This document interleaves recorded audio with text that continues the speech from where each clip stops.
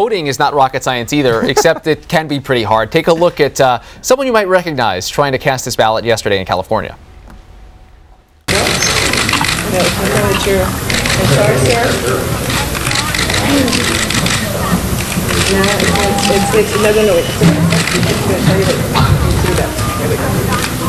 You've overvoted for the U.S. Senator, which means that you've voted for more than one candidate.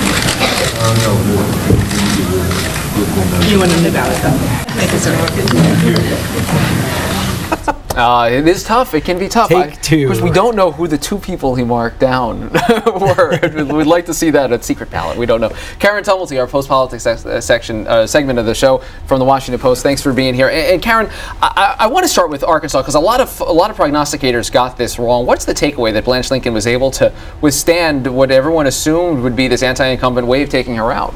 Well, I think that what people completely overestimated was that the power of all that money and all that labor money and all these outside groups going into a state and you know, trying to essentially take over the electoral process from the outside. So do you think that those outside groups, was there some sort of backlash in the Arkansas electorate that I mean, because that was the message, right, that she put on from Bill Clinton?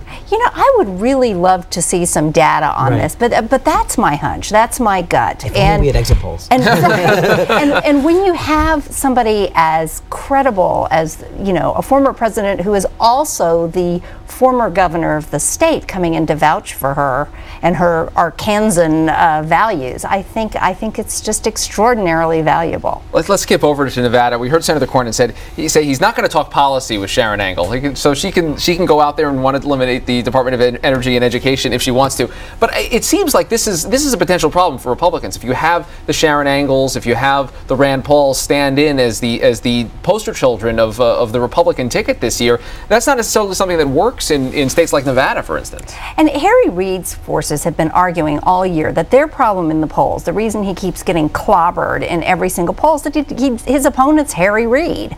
And now he's got a real opponent. And so I do think that, you know, the dynamic of this election does have the potential here to change.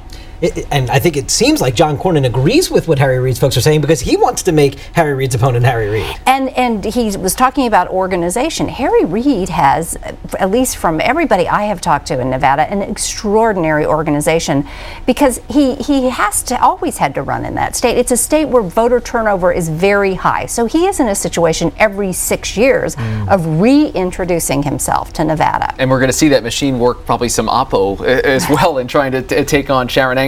I want to skip over now to California. We've got the Carly and Meg show. We've got these two very successful CEOs, former CEOs, running at the top of the ticket in California.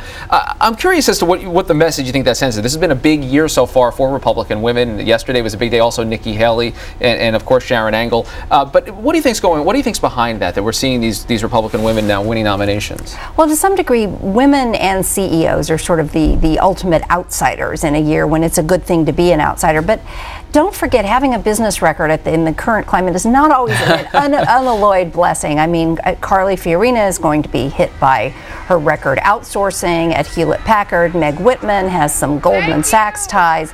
We're going to be hearing a lot more about those as well. And we still haven't heard about the size of her sort of golden parachute package that she got when she left HP. Very quickly in our final 20 seconds, Nikki Haley, is she a new star of the Republican Party, the Republican gubernatorial candidate in South Carolina? I think she is, and can I just say a great blow for gender equity here. We finally have a woman candidate fending off infidelity rumors. Right. I mean, a blow or this is a good thing. I'm trying to go to the other side. We've arrived. Yeah, I guess so. But it does. I mean, she is going to rocket to the top of conversations nationally. There's no question about that. Karen Tumulty from the Washington Post, our post-politics segment. We love having you on. Thanks for being here. Thanks a lot. She's going to be a huge player in presidential politics. As you know, no Republican got the nomination without South Carolina for a while. That's right. That does it for this edition of Top Line. Thank you very much for watching. Be sure to click us on again tomorrow. Twitter.com/no. It's been a while since we've been on the set together. Well, it's been nice. All right, good. I like it.